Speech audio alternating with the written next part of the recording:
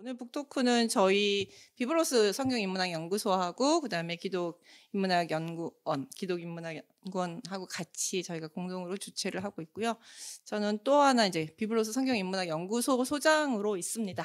강의를 하기 전에 저의 소개를 잠깐 하자면 딸 넷 아들 하나인 집 딸 장녀에 여중여고 여대를 나왔거든요. 그래서 남녀 차별이 뭐야? 뭐 이런 식으로 살다가 신대원에 입학했을 때 여자가라는 소리를 이제 그때부터 듣기 시작을 했고, 예, 대학원을 다니면서 그때부터 듣기 시작해서 이게 뭐지? 라는 생각을 하게 됐고, 성경 해석을 들으면서 왜 여자들을 이렇게 해석하지? 왜 부정적으로 보지? 이 본문이 꼭 이렇게 봐야 되는가? 라는 의문을 갖게 되었죠. 그러다 이제 결정적으로 박사 논문을 쓰는 이제 드보라에 대해서 사사잖아요. 되게 부정적으로 보더라고요. 그래서 아니 왜 사사인데 왜 사사가 아니래? 심지어 사사가 아니다라는 이야기들도 많이 했고, 그래서 이제 사사 증명을 해야 되더라고요. 드보라는 사사다라는 증명을 해야 되는 거예요. 아니 한 줄 나오는 사사도 사사 증명을 안 해도 되는데 왜 드보라는 성경에 사사라고 하는데 사사 증명을 해야 되는가? 뭐 이제 이런 의문들을 가지면서 논문을 쓰고 나서 그때 알게 된 거죠. 아, 사람들이 성경 본문이 있는 대로 읽는 것이 아니구나. 남성들은 남성의 관점으로 읽는구나. 라는 것들을 깨닫게 되면서 아, 여성이 신학을 함에 있어서는 남성과는 다른 시각을 갖고 신학을 할 수밖에 없구나라는 생각을 하게 됐어요. 그때서야 이제 제가 아, 신학을 이 남녀 차별적 관점에서 이제 성경이 읽히는구나라는 것을 그때 더 뼈저리게 확실하게 이제 알게 됐죠. 그래서 이제 여러 가지 여성 관련 글들을 쓰면서 이제 강의도 하고 이렇게 하다가 이제 이렇게 책으로 모았습니다. 이렇게 차근차근 모으다 보니 이제 책이 한 권 나왔습니다. 저는 맘 잡고 각 잡고 쓰는 스타일이 아니라 이렇게 강의하다가 글들이 모여서 이렇게 책이 나오는 스타일이더라고요. 그래서 그렇게 나왔기 때문에 어느 부분은 제가 그냥 쭉 쓴 부분이 있고요. 어느 부분은 논문을 좀 쉽게 풀어놓은 부분이 있어요. 그래서 약간의 논조가 책마다 조금씩 다른 부분도 있습니다. 예, 논문으로 쓴 부분도 조금 어려울 수도 있고 약간 처음 쓴 논문들은 또 글을 못 썼더라고요. 제가 이번에 수정하면서 보니까 아, 글이 좀 엉망이다. 뭐 이런 생각도 드는 부분도 있지만 그러나 이제 그 내용은 상당히 여러분에게 도움이 되리라고 생각을 합니다. 그리고 제가 이제 이 책의 서문에 썼듯이 성경 읽기를 상당히 보수적인 방법으로 성경 읽기를 했습니다. 비평적 방법이라든지 아니면 어떤 요즘 최신의 비평 방법은 전혀 언급하지 않고 아주 보수적인 꼼꼼하게 성경책 있는 그대로 읽기를 많이 시도를 했습니다. 그 방법을 통해서도 얼마든지 여성적 관점에서 새롭게 성경을 읽을 수 있다라는 것을 좀 보여주고 싶었어요. 그래서 이제 그런 의도로 해서 보시는 관점에 따라서는 좀 다르게 보실 수도 있다고 생각을 합니다. 그렇지만 이제 저도 제가 책을 쓰는 의도가 있고 배경이 있기 때문에 이제 그런 부분이 있다는 거는 좀 이해를 하셔고 보시면 좋을 것 같아요. 근데 그것의 장점이 뭐냐면 이 이야기를 가지고 교회로 가기는 좋다는 겁니다. 교회에서는 성경 그대로 읽는다, 뭐 성경대로 한다 이런 얘기를 많이 하기 때문에 사실은 교회로 들어가기는 이런 글들이 상당히 도움이 된다고 생각을 합니다. 제가 NCC에 가가지고 총회 가가지고 이거 특강을 했었거든요. 거기는 근데 거기 기감분들이 다 받아들이시더라고요. 왜냐하면 교회에 적용하기는 괜찮기 때문에 그렇습니다. 그래서 아마 이 책을 통해서 여러분들이 읽으시고 설교나 교회에 적용하고 내가 성경 읽기에는 상당히 도움이 되리라고 생각을 합니다. 네. 서론을 마치고요. 제가 이 책을 이제 여성의 읽기가 왜 필요한가라는 관점을 이제 설명을 하자면 성경을 읽다 보면 상당히 여성 본문들이 상당히 많이 존재를 해요. 그리고 왜냐하면 전제를 하는데 이렇게 보면 여성 차별적인 본문들이 상당히 많이 보이고 지금의 입장에서 보면 되게 거북한 본문들이 상당히 많이 보여요. 근데 그걸 왜 그러느냐 하면 성경이 기록된 시대가 지금으로부터 아주 보수적으로 보면 3000년 전이고요. 좀 비평적으로 잡아도 지금부터 2000년 전, 2400년 전, 뭐 이 정도 되거든요. 구약이 기록된 시기를 BC 1400부터 BC 400년, 300년까지 우리가 이제 브로드하게 잡을 수 있잖아요. 그 시기 때 기록된 거기 때문에 지금과는 문화가 다르죠. 지금보다는 훨씬 더 가부장적이고 남성 중심적이고 여성에 대해서는 여성의 인권은 생각하지 않고 여성은 남성의 소유, 아버지의 에 속한 소유물이거나 남편의 소유로 계산이 되고 있는 그런 시대에 성경이 기록이 되었다라는 거죠. 그러니까 지금과처럼 남녀평등을 중요한 가치로 여기는 시대가 와는 다른 시대에 성경은 기록이 되었다라는 것이죠. 그렇기 때문에 그 시대는 이렇게 남녀가 이렇게 위계로 지어져 있는 것은 너무 당연한 시대라는 것이죠. 그런 문화적 배경을 가지고 있기 때문에 그런 문화적 배경 속에서 성경은 그 문화의 옷을 입고 기록이 되었기 때문에 그런 우리가 지금은 보면 아주 상당히 불편한 성경 구절들이 등장을 하게 됩니다. 그러면 이제 이걸 우리가 어떻게 받아들여야 하느냐 하면 우리는 이걸 해석을 해야 합니다. 그 당시의 옷을 그대 군대의 문화적인 요소들을 제하고 알맹이가 뭔지 그것이 지금 우리 시대에 어떻게 적용해야 할지를 고민해야 되는 것이죠. 그런 거를 우리는 해석이라고 합니다. 근데 사실 대부분의 성경 구절들은 그렇게 해석해서 우리가 설교를 하거나 성경 공부를 하거나 합니다. 읽을 때도 그렇고 적용할 때도 그렇고 이미 그 작업은 다 해요. 근데 유독 여성 본문에 대해서만 문자적 적용을 한다는 겁니다. 이 해석 작업을 건너뛰고 문자적 적용을 한다는 거죠. 예를 들어서 여성의 생리가 부정하다라고 하면 그건 그 시대의 문화인데 지금 그걸 그대로 가져다가 부정하다라고 얘기를 한다든지 여성의 옷 얘기도 하더라고요. 뭐 이런 식으로 여성의 문제는 그대로 갖다 적용하는 경우들이 많은데 남성의 경우는 그렇게 적용하는 경우가 없습니다. 다 문화적 요소이기 때문에 그거를 그대로 적용하지는 않습니다. 그 다음에 이제 또 하나는 요건 해석자의 문제라고 볼 수 있어요. 성경을 해석하는 사람이 있겠죠. 성경을 그대로 우리가 문자적으로 다 읽지 않기 때문에 해석의 과정이 필요한데 그 해석하는 사람의 관점이 무엇이냐라는 것이 문제인 거죠. 대부분의 지금 2000년 정도 성경을 해석해온 사람들이 대부분 90%, 95% 이상이 남성이었던 거죠. 남성 관점에서 이 성경이 해석되어 왔고 그다음에 그 남성들도 그 당시 문화적 영향을 받았어요. 그 당시 문화는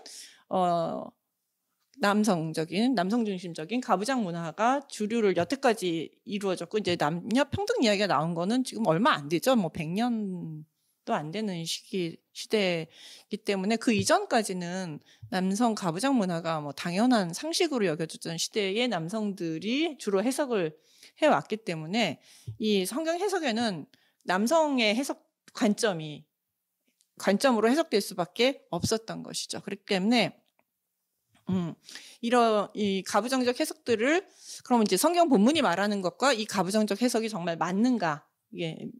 근데 맞지 않는 경우들이 되게 많아요. 아까 이야기했듯이 드보라 사사성경에는 사사라고 분명히 언급함에도 불구하고 사사가 아닌 것을 찾기 위해서 노력했던 그 많은 연구자들은 남성 중심의 관점 속에서 드보라의 여성의 지도력을 깎아내리는 쪽으로 해석을 한 거죠. 그거는 충분히 여성은 지도자가 되면 안 된다거나 저희 교단 같은 경우는 여성이 목사면 안 된다라는 어떤 기본적인 전제를 가지고 해석을 한 거거든요. 그러니까 그런 전제를 가지고 해석을 하고 있기 때문에 그런 것들을 이제 저희가 찾아보고 제가 비판하고 성경 본문은 어떻게 말하고 있는가 이제 이런 것들을 찾아내는 작업들이 필요하고요. 이런 것도 이제 여성의 눈으로 성경 읽기인데 그럼 뭐 여성의 눈으로 성경은 왜 필요합니까? 라고 하지만 여태까지 남성의 눈으로 이제 이만큼 봤잖아요. 그러니까 이제 성경 해석이 남성 쪽으로 너무 많이 기울어진 거죠. 근데 성경에는 여성 이야기도 있고 여성 본문에 대해서 좀 더 정당하게 여성의 눈으로 해석해야 될 부분도 있다라는 거죠. 그러면 이제 여성의 눈으로도 해석을 하면서 조금씩 이제 균형을 맞춰 나가는 거죠. 저율추를 맞춰 나가야 된다는 거죠. 이제 그 작업을 지금 제가 하고 있는 거고요. 그다음에 이제 또 하나는 이렇게 해야만 이제 젊은 세대들에게 성경 말씀이 먹혀요. 특히 젊은 여자 청년들에게 지금 남녀차별적인 얘기를 하면 여자 청년들이 교회에서 그걸 듣고 있겠습니까? 참다 나가버리죠. 반항을 하거나 나가버리거나 둘 중에 하나예요. 그러니까 이런 것들을 그러면 성경이 가지고 있는 기본적인 자유와 평등과 하나님의 사랑과 이런 가치들은 전달할 수가 없어요. 그러니까 교회의 복음을 우리가 전달을 제대로 할 수가 없거든요. 그렇기 때문에 이런 하나님의 말씀, 그다음에 성경이 가지고 있는 평등적 가치, 자유 이런 부분들을 제대로 가르치기 위해서라도 이 여성의 눈으로 성경 읽는 것은 되게 필요하다고 생각을 합니다. 다음 세대를 위해서도 지금 세대를 위해서도 되게 필요하다고 생각을 합니다. 네, 그런 의미에서 이제 그런 것을 이제 생각하시면서 여러분도 이제 성경을 읽으실 때 성경이 그 시대 문화를 가지고 있고 그런 관점으로 해석된 것이 있다라는 것을 인식하시면서 여러분이 성경을 읽으시면 여러분도 여러분의 눈으로 또 새롭게 성경을 읽을 수 있을 거라고 생각해요. 저의 궁극적인 목적은 여러분 모두가 여러분의 눈으로 성경을 읽었으면 하는 것이 저의 바람입니다. 첫 번째 제가 이제 1장에서 하나님의 형상인 여성이라는 제목으로 제가 1장을 했는데 원래는 이게 책 제목이었어요. 이걸로 하려다가 너무 구태의연하다라고 하지만 이게 너무 당연한 얘기잖아요. 성경에 창세기 1장 26절에서부터 28절에 남녀 모두 하나님의 형상으로 되어 지어졌다라고 했기 때문에 형상이라고 하는 게 너무 당연한데 당연하지 않았어요. 예, 성경에서는 분명히 창세기 1장 26절에서 28절에 하나님이 자기 형상, 곧 하나님의 형상대로 사람을 창조하시되 남자와 여자를 창조하셨다라고 말씀을 하셨어요.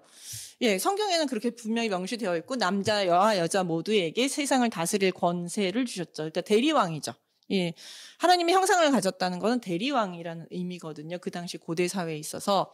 그러니까 옛날에는 이게 왕들에게만 주어졌는데 성경은 놀랍게도 이게 일반적인 남자와 여자 모두에게 하나님의 대리 통치권이 주어졌다라는 것이죠. 여기에 보면 이런 사상은 성경이 아니면 가질 수 없는 놀라운 사상이라고 볼 수 있어요. 당시의 시대적 사상을 뛰어넘는 시대적 문화적 사상을 뛰어넘는 매우 급진적인 모두가 평등하대.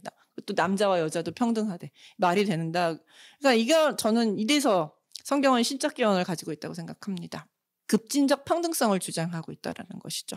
예, 그리고 그 하나님의 형상을 가지고 있는 귀한 존재라는 것이죠. 근데 성경은 이렇게 기록됐는데 이 성경에 기록된 이 말을 누가 못 받아들였냐면 성경을 읽는 사람들이 받아들이지 못했어요. 그 시대 사람들과 그 이웃 사람들. 그러니까 우리가 그 시대에는 어떻게 해석했는지 잘 모르겠지만 그 다음 세대 예를 들어서 이제 그리스 어거스틴, 그러니까 초대교회의 이제 교부 중에 가장 중요한 사람 중에 하나인 차메록 쓴 사람 있죠? 차메록 쓴 모니카 어머니 모니카와 외조 유니에게 기도로 태어난 그 어거스틴. 근데 이 사람은 여성에게는 어떻게 했냐면 여성은 남성이 없으면 하나님의 형상을 가지지 못한다. 남성 의존적 하나님 형상론을 펼쳤죠. 왜냐하면 이제 그 당시 그리스 철학이 여성은 실패한 남성, 그러니까 남성보다 기본적으로 열등한 존재라는 그 그리스 철학적인 영향을 받아서 여성 쪽은 남성은 영혼이라면 여성은 육체고 남성은 이성이라면 여성은 감성이고 하면서 이제 열등성을 쭉 나누면서 열등한 건 전부 여자, 무한한 건 다 남자 이렇게 이제 나누면서 여자는 남성보다 열등한 존재로 규정을 했습니다. 그러다 보니 형상에 있어서도 동등하게 보지 못하고 남자보다 열등한 형상을 가졌다라고 이야기를 하고 있죠. 그다음에 이제 초대교회의 중요한 교부 중에 하나는 크리소스톰은 남성만이 하나님의 형상을 가지고 있다고 주장을 해요. 성경에는 분명히 남녀 있는데 여기 사람은 이렇게 주장하고 토마스 중세 철학을 집대성한 토마스 아퀴나스는 여자의 하나님의 형상은 남성의 형상보다 결핍됐다. 뭔가 부족한 그런 존재. 그다음에 이제 쯔빙글리나 에라스무스 같은 경우 이제 여기서부터 종교개혁 시대인데요. 종교개혁 시대도 마찬가지로 여성은 하나님의 형상이 아니다. 하나님의 형상이라고 질문하면 하나님의 형상이 아니다라고 대답을 했고 무스쿨로스도 마찬가지로 종교개혁자인데 결혼을 통해서만 여성은 하나님의 형상을 갖는다라고 얘기를 했어요. 그러니까 초대교회부터 중세부터 이제 종교개혁 때까지 꾸준하게 성경 해석자들 남성들은 성경을 있는 그대로 해석하지 않고 그 안에서 남녀 차별을 찾아냈다라는 것이죠. 왜냐하면 그들 문화 속에서 여성은 열등한 존재거든요. 그러니까 자기네들 문화 속에서 살던 그 남성 해석자들은 여성이 남성과 동등하다라는 것을 도저히 인정할 수가 없었고 상상을 할 수가 없었던 거예요. 그들 머릿속에 상상이 안 되는 거죠. 그러니까 그렇게 해석할 수밖에 없었던 겁니다. 그러니까 이렇게 사람은 객관적으로 해석할 수 있는 사람은 아무도 없습니다. 다 자신의 지금 보면 이런 사람들 다 있을 수 있지만 그 사람들도 그 사람 시대의 영향을 받고 그 시대의 사람이기 때문에 어쩔 수 없는 해석이라고 볼 수도 있습니다. 그러니까는 내가 객관적으로 해석한다. 이런 거는 오만입니다. 인간은 절대 자기 시대를 뛰어넘어서 해석할 수 있는 사람이 그렇게 많지 않습니다.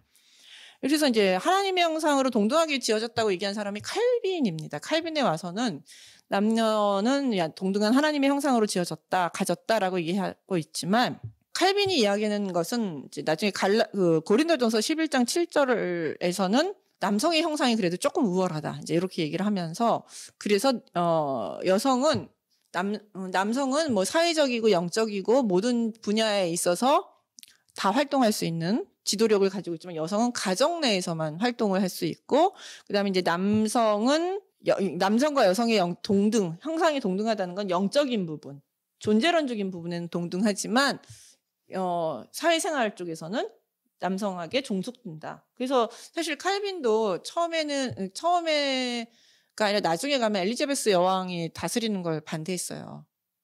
처음에는 인정받으려고 막 기독교 강요도 서문을 써가지고 갖다 드리기도 했는데 그거 거절당한 다음에는 이제 반대로 돌아서기도 하고 그랬습니다. 예, 그러니까 그러면서 이제 여기서 나온 게 뭐냐면 여성은 이제 영적으로는 동등하지만 사회적으로는 기능이 남성이 더 제대로 기능하고 여성은 가정에서만 있어야 된다라고 이제 종속됐다라고 얘기하죠. 여기서 나온 게 존재론적 평등, 기능적 종속이라는 아주 오래된 이야기가 이제 여기서 나오게 된 것 있죠. 근데 동그란 세모가 존재할 수 없듯이 평등과 종속은 같이 존재할 수가 없습니다. 평등하든지 아니면 종속적이든지 둘 중에 하나인 거지. 존재론적으로 평등하면 기능도 동등해야죠. 어떻게 기능으로는 불평등하고 존재가 평등할 수가 있겠습니까? 이거 하지 말라고 얘기하면서 너는 평등하다고 얘기하는 게 이게 평등입니까? 그건 불평등이죠.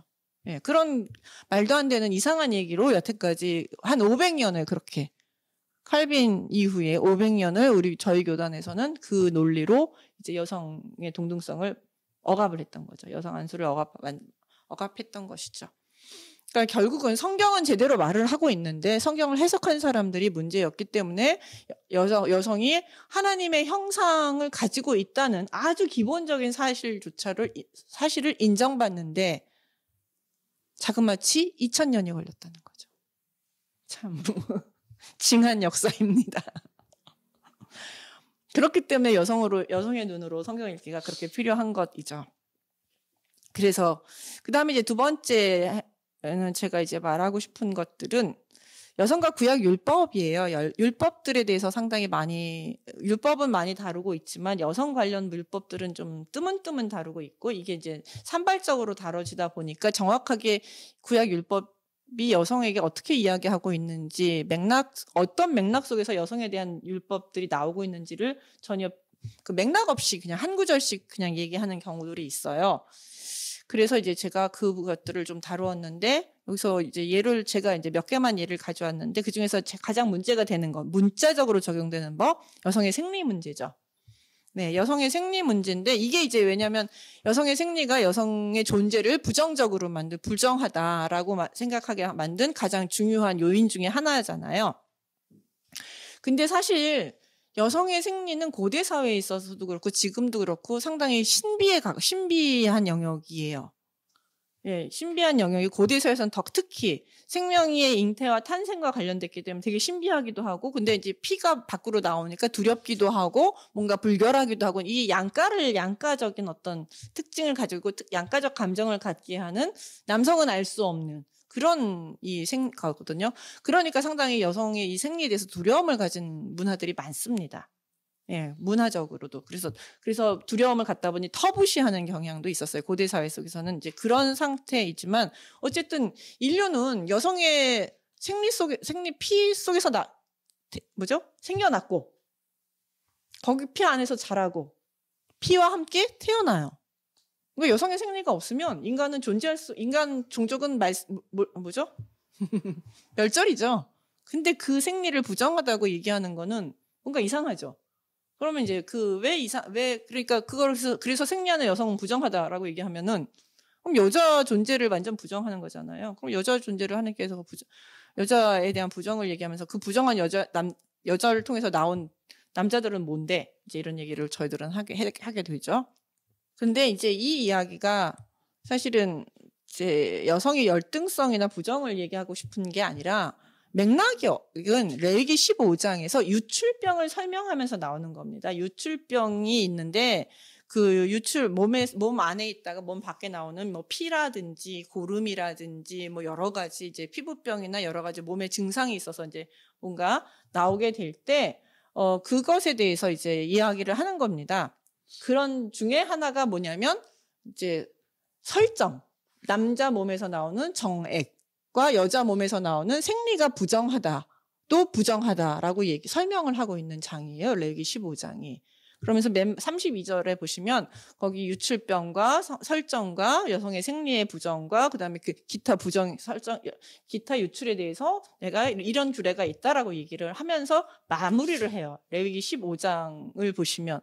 그러다 보니 여기서 부정하다고 얘기하는 건 여성의 생리만을 이해하는 게 아니라 남성의 그러니까 이렇게 우리 피부에서 뭐가 나오는 것들이 전부 부정하고 규례들이 그러니까 유출병의 규례와 비슷하게 하면 된다라고 얘기하거든요. 그러니까 여기서도 여성에 대해서는 문자적으로 생리가 부정하다고 말했지만 사실은 여성의 생리만 부정한 게 아니라 남성의 설정도 부정하다는 것이죠. 근데 같은 본문 안에 두 가지의 이야기가 있지만 하나는 부정하다고 말하고 하나는 부정한다는 얘기를 안 한 거죠. 선택적 문자적 해석을 한 것이죠. 왜 그랬을까요? 남자들은 왜 자기네들의 부정에 대해서 말하지 않았을까요? 이건 분명히 의도가 있겠죠. 여성의 부정만을 강조하고 여성을 좀 부정적으로 설명하기 위한 하나의 해석학적 해석이었던 거죠. 이것도 해석이에요. 그러니까 지금 우리에게 아무런 영향력을 끼칠 수 없습니다. 왜냐? 레위기법은 사실 예수님의 십자가 사건으로 제사를 제의를 완성시키셨기 때문에 더 이상 우리에게 어떠한 영향력도 발휘하지 못합니다. 이제 완성됐어요. 완성이에요. 그러니까 더 이상 어떤 영향력도 발휘하지 않고 그래서 저희 순댓국 먹죠. 돼지고기도 먹죠. 삼겹살 없으면 우리 민족 죽잖아요. 그런 것처럼 생리에 관한 그 규례도 만약에 생리가 부정하다고 얘기하면 남성의 설정도 부정합니다. 그럼 목사님들 아무도 강대상에 못 써요. 맨날 검사할 겁니까? 어떻게 할 겁니까? 그 검사 어떻게 할 겁니까? 못 써요. 그러니까 우리 그런 식으로 얘기한 것에 대해서 여성학자들이 있으니까 이런 게 발견이 되는 겁니다. 남성학자들은 알면서도 침묵했습니다. 몰랐을까요, 정말? 알았겠죠. 말 안 한 거죠. 그다음에 출산에 대한 부정에 대해서도 남자는 40일이고 여자는 80일이기 때문에 여자가 더 부정한 존재다 뭐 이런 식으로 이제 오해했지만 사실은 남아 왜 이렇게 나눴는지는 알 수 없습니다. 그냥 다만 남아는 8일 만에 할례를 하니까 자신의 부정을 벗고 여아의 경우는 엄마의 부정과 그다음에 아이의 부정을 같이 합쳐서 80일 동안 부정하다고 해서 격리하고 따로 생활했다. 이제 이렇게 생각하는 정도이지 정확한 설명은 없습니다. 학자들마다 너무 견해가 달라요. 그리고 근거가 뭐라 그럴까요? 성경에서 어떤 그것도 안 줘요. 근데 다만 근데 이제 딸과 아들의 가치를 정할 수 있는 건 뭐냐면 이 부정이 지나고 나면 정결례를 지낼 때 제물을 바치잖아요. 제물이 보통 그 신분과 지위에 따라 달라져요. 제사장은 소 1마리, 방백들은 양 1마리, 뭐 조금 괜찮은 사람들은 뭐 염소 1마리, 그다음에 아주 서민은 비둘기 2마리 이렇게 나누는데 남녀는 똑같아요. 딸을 태어났건 아들이 태어났건 비둘기 2마리. 그래서 예수님하고 마리아도 요셉하고 마리아도 그 성전에 바치러 가고 하는 모습들을 볼 수 있습니다. 그러니까 이런 제물로 보면 남녀의 딸과 아들의 가치는 동일했다 볼 수 있죠. 그러니까 부정의 시간 가지고 여자가 더 부정하느니 남자가 덜 부정하느니 이런 소리는 할 필요가 없습니다. 어차피 여자 피에서 다 나왔습니다. 그러니까 오히려 여자가 엄마 입장에서는 딸을 태어났을 때 더 40일을 더 놀 수 있어요. 더 쉴 수 있어요. 엄마 입장에서는 더 좋습니다. 요즘 옛날에 아시잖아요. 우리나라는 가부장적 사회 속에서 딸 태어나면 다음날 바로 일어나서 죄인처럼 일해야 됐던 그 시대도 있었습니다. 요즘은 안 그러지만 예전에 제가 강의하러 다녔더니 그 얘기 나 옛날에 딸 낳았다고 우리 시어머니가 다음 날로 밥하라 그랬어요. 그러면서 이걸 알았으면 그거 안 했어도 됐는데 뭐 이러면서 저한테 얘기를 하시던 것도 들은 적이 있습니다. 그 시대가 얼마 안 되는 시대예요. 지금은 그러지 않지만 어쨌든 그렇게 생각하면 요 법은 모자보건법이라고 할 수 있고 산후조리법이라고도 볼 수 있고, 예, 알을 낳으면 40일밖에 못 쉬지만 딸을 낳으면 80일을 쓸 수 있는 이렇게 생각할 수도 있습니다. 그러니까 물론 이게 이제 제2법은 이제 저에게 어떤 영향력도 주지 않기 때문에 사실 신경 안 써도 됩니다. 근데 굳이 이걸 끄집어내서 그렇게 얘기하면 저희도 이렇게 얘기할 수 있다라는 것이죠. 네. 그다음에 이제 여성의 성과 결혼 문제에 있어서 보면 이제 이 부분을 제가 왜 얘기를 했느냐 하면 사실 여성의 순결 부분을 너무 많이 이제 집요하게 물고 늘어지는 그 교회 문화 속에서 과연 여성의 성을 이제 이 문제를 어떻게 다뤄야 될 것이고, 그다음 성경은 어떻게 신명기법에서는 어떻게 이야기하고 있는지를 좀 살펴보고 싶었어요. 그래서 이제 다루기 시작을 한 겁니다. 이건 제가 논문을 썼어요. 그래서 여기 원래는 논문이 있습니다. 아마 책 아에 각 주에 제가 이 논문을 있고, 이 논문은 혹시 관심이 있으신 분들은 DBPR을 보시면 돼요. DBPR에 들어가셔서 제 이름으로 치면 여기 나옵니다. 그 논문들이. 그러니까 그렇게 확인하셔서 보시면 되는데, 자세한 내용은 다 빼고요. 그 원칙만 제가 얘기를 해드릴게요. 본문을 쭉 해석을 하다 보니 원칙이 몇 가지 나오는데 7가지 정도로 제가 정리를 했습니다. 고대 근동의 문화, 신명기법은 고대 근동 문화를 그대로 반영한 법이라는 것이죠. 고대 근동의 문화를 그대로. 그래서 첫 번째는 여성의 성은 아버지 혹은 남편 등의 종속이 되어 있습니다. 그리고 철저히 통제됩니다. 남편 혹은 아버지에게 통제되고 있고, 그다음에 두 번째는 여성의 처녀성은 아버지의 권위와 경제적 문제와 관여되어 있습니다. 왜냐하면 세 번째, 결혼은 신부 아버지와 신랑 사이 일종의 거래이거든요. 요즘처럼 로맨스가 아니라 거래이고 중요한 거래예요. 아주 매우 중요한 거래이고, 그 거래에서 가장 중요한 요소가 뭐냐면 여성의 처녀성입니다. 이 여성이 처녀냐 아니냐가 그래서 신부값 50세계를 다 받을 수 있느냐 아니면 처녀성이 없으면 그 신랑이 처녀가 아니라고 고소를 할 수 있고, 사기 결혼했다고 이제 고소 고발을 할 거나, 처녀가 아닌 여성이 결혼할 때는 신부값을 덜 받게 되는 거죠. 그러니까 덜 받거나 뭐 아니면 이쪽에서 좀 더 직창금을 많이 가져가야 된다거나 하는 이제 그런 식의 거래가 이제 성립이 되는 거죠. 처녀성이 없는 이런 여자도 결혼할 수 있습니다. 재혼도 할 수 있기 때문에 결혼을 할 수 있는데, 일단 이제 지금 이런 말 하면 좀 그렇지만 그 당시는 여성이 일종의 그 거래 대상이었잖아요. 그러다 보니까 상품 가치가 떨어지는 거죠. 그리고 그걸 못 지킨 아버지는 명예를 잃는 거고요. 저 집은 딸을 이렇게 밖으로 제대로 관리를 못해서 흠집을 나게 만들었다라든지 뭐 방종하게 만들었다라든지. 근데 제가 이렇게 얘기를 해도 이런 얘기 아마 익숙할걸요? 요즘 세대 20, 30대는 익숙하지 않지만 40, 50대, 60대 분들은 제가 하는 얘기가 내가 들었던 얘기랑 그닥 다르지 않을 거라는 생각이 들 거예요. 예, 그런 문화였던 거죠. 근데 물론 결혼이 막 거래까지는 아니었어도 옛날에도 처녀 숨기고 결혼했느니 뭐 그래서 들통나서 이혼을 하느니 마느니 뭐 이런 얘기 저 어렸을 때도 다 들었었거든요. 네, 그러니까 그리고 저희 때만 해도 처녀성을 잃으면 그 남자랑 결혼을 해야 된다라는 그런 시대였거든요. 그러던 시대였어요. 저희 때도. 그러니까 익숙했죠. 그러니까 그렇게 거래에서 중요한 요소였고, 네 번째는 결혼 혹은 약혼한 여성의 여성과의 성관계, 딴 남자가 성관계를 하는 것은 여성의 남편의 권리를 침해하는 거예요. 여성의 성을 침해하는 게 아니라 여성의 남편의 성에 대한 그 권리를 침해하기 때문에 되게 중대 범죄로 봅니다. 이거는 성경 그 당시에는 고대 사회에서. 근데 그래서 대부분 사형이에요. 고대 사회에서 대부분 사형으로 놓는데, 성경에서는 사형이잖아요. 반드시. 근데 예외 없는 사형입니다. 무조건 사형인데, 고대 근동법들에서 보면은 그 왕이나 아니면 신랑이, 남편이 돈이나 뭔가 적당한 걸 받고 딜을 해서 죄를 좀 감량해주거나 하는 게 있어요.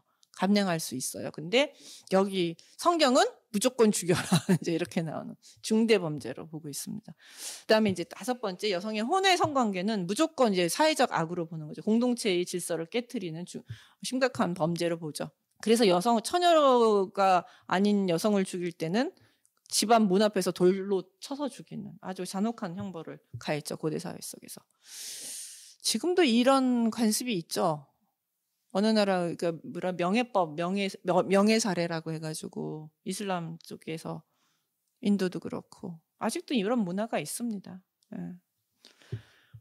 그다음에 6째 보면 남성의 경우는 결혼하고 약혼한 여자의 관계를 제외한 처녀와의 성관계는 화관이든 성폭행이든지 범죄로 보는 인식이 약했어요.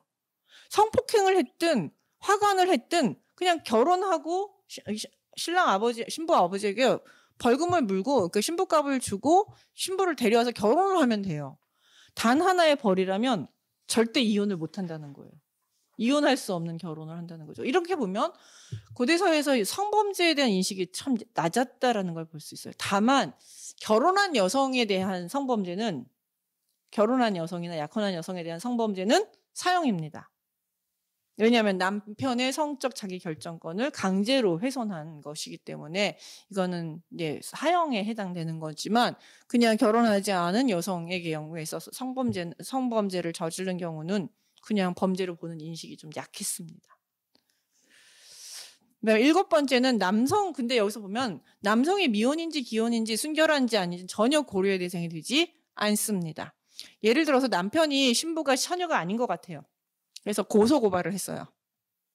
근데 거기서 신부는 자신의 처녀성을 증명해야 돼요. 근데 신부 가족들이 보통 첫날밤 지내고 나면 그 처녀 증표 이불이든지 옷이든지 보통 가지고 있는다고 합니다. 신부 쪽에서 그래서 그거 고소 고발을 하면 그걸 법정에다 제출을 한대요. 그래서 우리 딸 처녀 맞았다. 이러면서 이제 그러면 그렇게 되면 이제 그 고발한 남편은 40대 맞고 벌금 100세겔 물고 절대 이혼 못 하고 이제 이런 아주 강한 벌을 심각한 벌을 받습니다.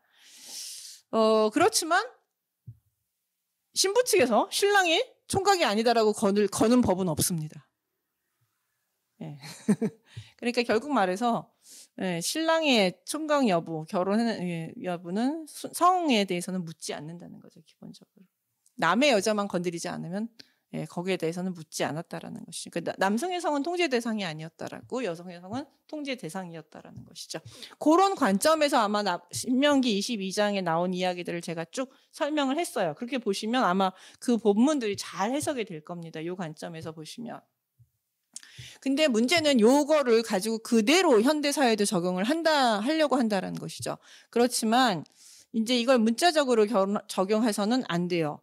그래서 어떤 현대적 적용 제언을 제가 했느냐 하면 구약과 현대 여성의 지위, 독립성의 차이가 있다라는 것이죠. 그래서 구약 여성은 남성에게 속했지만 현대 여성은 성적 자기결정권이 자기가 가지고 있죠. 그러니까 남성하고 동등한 지위와 인격과 성격 자기결정권을 가진 독립체이죠, 여성이. 그렇기 때문에 남성에게 주어졌던 그 권리가 여성에게도 동등하게 주어져야 된다는 것이죠. 만약에 이제 여성의 처녀성에 대해서 의문을 제기하고 싶으면 동등하게 남성의 총각성에 대해서도 의문을 제기한다든지 성범죄에 관해서도 마찬가지예요. 나중에 보시면 2번째, 결혼 관계 속에서 아내와 남편의 동등성과 배타성을 인정해야 된다는 거죠.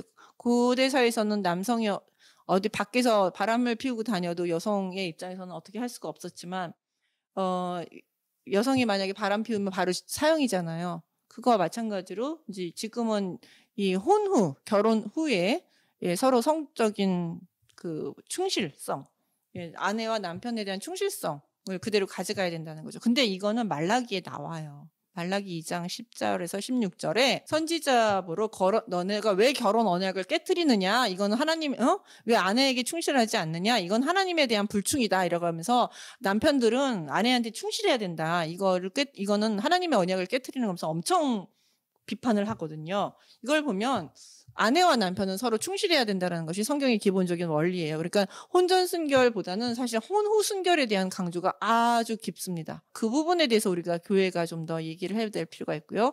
그다음에 세 번째는 성폭행 같은 여성의 성적 자기결정권 침해를 심각한 범죄로 성경에서는 보지 않은 것 같지만 지금은 이걸 심각한 범죄로 봐야 된다는 것이죠. 왜냐하면 남성의 성적 자기결정권을 침해했던 경우에 있어서 아내를 성폭행한 남자를 죽여버리잖아요. 이거는 남편의 성적 자기결정권을 심각하게 훼손한 걸로 보는 거잖아요. 그만큼 근데 지금은 성적 자기결정권이 누구에게 있어요? 여성에게 있잖아요. 그럼 여성의 성적 자기결정권을 훼손한 사건에 대해서는 지금 성경의 원리를 따르면 매우 심각한 범죄로 봐야 된다는 거죠. 그렇기 때문에 지금은 남성과 동등함을 가지고 있고 동등한 인격을 가지고 있고 성적 자기결정권을 가지고 있기 때문에 여성의 성적 자기결정권을 침해하는 성범죄에 대해서는 매우 심각한 범죄로 봐야 합니다. 그리고 성경 자체에서 보시면 성범죄 사건이 3번 정도 일어나요. 제가 이제 그건 따로 딴 항목에서 성범죄와 여성의 성범죄와 전쟁이라는 패턴이라는 걸로 제가 한 항목으로 또 썼는데 그것도 제가 논문을 쓴 겁니다. 읽다 보니까 여성에게 가해진 성범죄는요, 성폭행은 그 단일 사건으로 끝나지 않습니다. 그 사건은 확대돼서 그 공동체가 파괴되는 전쟁으로 번지게 됩니다. 그럼 왜 그 패턴이 똑같아요. 디나 사건이 그 세겜을 전부 죽이고 결국 도망가게 만드는 사건으로 번졌고 기브온에서 일어났던 성범죄 사건, 즉 레위 첩을 성범죄 사건은 이스라엘 내 내전으로 번졌습니다. 내전으로 번지게 됐죠. 그래서 그것 때문에 베냐민 지파가 완전히 600명 남고 전부 죽게 되는. 그런데 그것도 신부 구하겠다고 전쟁이 일으켜가지고 여자 400명 구하고 그다음에 200명 납치해가지고 신부 삼고 하는 거의 막장 드라마도 그런 막장이 없는. 예. 여성에 대해서 어떻게 대하느냐가 사실은 그 시대의 도덕성, 윤리성, 영성을 보여줍니다. 여성을 함부로 자궁처럼 수단처럼 대하는 그 시대는 영적, 도덕적, 윤리적, 사회적 질서가 완전 깨진 정말 무질서한 사회가 된다는 거죠. 그러니까 여성을 비롯한 사회적 약자들을 어떻게 대하는가가 그 사회의 그 단체의 그 집단의 영적 수준을 보여준다라고 우리는 말할 수 있습니다. 그게 바로 그 성범죄와 전쟁의 패턴이 보여주는 결과이고요. 다말 사건을 보시면 우리가 왜 성범죄를 덮으면 안 되는지를 잘 보여줘요. 암논이 다말을 성폭행했을 때 다윗이 이걸 덮습니다. 덮은 결과가 어떻게 됐죠? 덮은 결과 정말 큰 비극. 아들 둘이 죽어요. 아들 둘이 죽고 그다음에 내전이 일어나서 다윗도 자신의 왕위를 잃을 뻔하고 나라가 완전히 그냥 난리가 나죠. 네, 진짜 전쟁이 일어나요. 나라에 전쟁이 일어나고 다윗 왕조가 흔들릴 지경까지 가서 간신히 하나님의 은혜로 그냥 조금 붙게 됩니다. 이게 공동체가 깨지는 거예요. 그리고 질서가 흔들리게 되고 가장 중요한 사람들이 그 범죄를 저질렀던 사람은 당연히 죽고 원한을 갖게 되고 그 원한이 해소가 안 되다 보니까 이제 폭력적으로 변하게 되면서 그 공동체에 무질서를 가져오게 되는 거거든요. 덮으면 된다고 생각해요. 우리 교회 요즘 성범죄에 대해서. 여자만 조용하면 된다고 생각합니다. 피해 여성만 조용하면 된다고 생각하지만 하나님은 절대 그대로 두지 않으십니다. 묵살하면 된다고 생각하지만 하나님은 절대 그렇게 두지 않습니다. 그걸 알려주기 위해서 그 성범죄 사건 3개가 전부 전쟁으로 번지는 양상으로 된 것을 우리에게 성경은 이야기하고 있습니다. 이건 성경이 이야기하고 있는 거예요. 그러니까 그런 것들을 잘 교훈을 받아야 된다고 생각을 합니다. 그 다음에 이제 제가 또 관찰하다 보니까 요거는 제가 이제 장에서는 따로 다룬 건 아닌데 몇 장으로 나누면서 해석을 하다 보니 대부분의 성경 해석자들이 남성 주인공들에 대해서는 되게 관용적인 해석을 해요. 예를 들어서 다윗이라든지 아브라함이라든지 뭐 이런 중요한 인물들에 대해서는 되게 관용적 해석을 하는 반면에 여성은 한 번만 잘못하면 아웃이에요. 원 스트라이크 아웃이에요. 여성에게는. 이게 뭐냐면 사실 다윗은 뭐 성폭행도 저지르고 그다음에 뭐예요? 그 살인까지 저질렀음에도 불구하고 회개했기 때문에 괜찮다. 뭐 이러면서 이제 우리 다윗은 여전히 좋은 왕으로 얘기하잖아요. 근데 미리암은 어떤가요? 미리암 다윗에게 한 번 대들었다고 미리암에 대해서 긍정적으로 보나요? 미리암은 뭐 모세에게 한 번 대들었다가 하나님의 저주를 받은 여자에게 여자들은 입 다물고 있어야 되고 권세에 반드시 잘 순종해야 된다. 뭐 이런 식의 설교가 주로 많이 되는데 미리암을 그 사건만 있나요? 사실 미리암은 다양한 아주 출애굽 광야 시대에 중요한 3명의 지도자 중에 한 사람으로 인정을 받아요. 미가서에서. 그리고 처음 등장한 거는 모세를 구한 사람이에요. 그렇죠? 모세를 구해서 자기 어머니 품으로 다시 돌려보내는데 혁혁한 공로를 세운 사람. 그다음에 홍해에서 승전했을 때 여성들을 이끌고 하나님을 제일 먼저 찬양한 사람이에요. 선지자로서. 예, 그 찬양이 확대가 돼서 모세의 노래로 이제 확장이 된 거지만 여호와를 가장 먼저 찬양한 선지자예요. 예, 그리고 이스라엘의 중요한 지도자로서 역할을 했던 것이죠. 근데 한 번 잘못했어요. 그렇지만 그 잘못도 하나님이 용서하셨어요. 그럼 이 이야기, 미리암의 이야기는 용서야 한 번 잘못했지만 그러나 회개하고 하나님께서 용서해 주시고 형제들과의 사이좋게 다시 화해하면서 백성들이 미리암을 기다리는 아주 뭐라 그럴까요? 잘못했지만 어떻게 회개하면 좋고 어떻게 화합하면 좋을지에 대한 좋은 모델 이야기예요. 근데 우리는 미리암 이야기는 여기까지 안 가요. 어디에서 끝나죠? 미리암이 문둥병 걸렸다. 그러니까 입 조심해라. 여기서 끝나버려요. 성경을 일단 만 거예요. 왜 뒤에 있는 회개와 하나님의 용서와 그다음에 모든 백성들과의 화합, 모세와의 화합, 이런 화해, 여기는 왜 못 가는 건가요? 저는 여기까지 간 설교를 들어본 적이 없습니다. 그러나 그 본문의 핵심은 거기에 있다라는 것이죠. 그다음에 이제 미갈 같은 경우도 사실은 미갈은 또 어때요? 남편에게 대들었다가 이제 저주받은 여자, 애도 못 낳고 저주받은 여자라는 설교를 여러 번 들었을 것입니다. 요즘은 많이 안 하겠지만. 그러나 미갈은 그 일만 있는 건 아니에요. 그건 맨 마지막 장면이에요. 그 전에 다윗을 너무 사랑했던 소녀. 그래서 철없이 온 동네에 소문내고 다녔던, 사랑한다고 소문내고 다녔던 아름다운 소녀.